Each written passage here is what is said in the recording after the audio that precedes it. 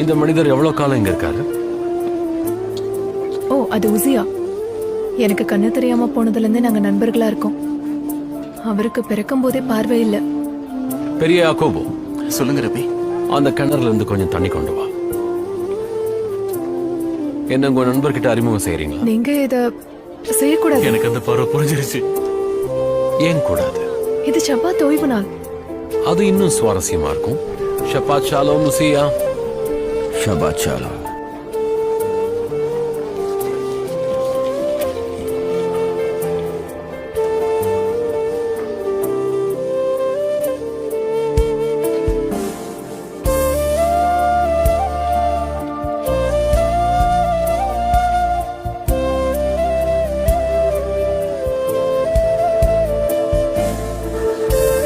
கொஞ்சம் தள்ளுங்க, கொஞ்சம் தள்ளுங்க.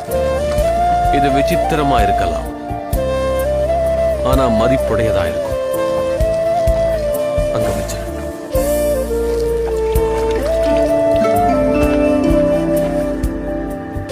அசையாதீங்க.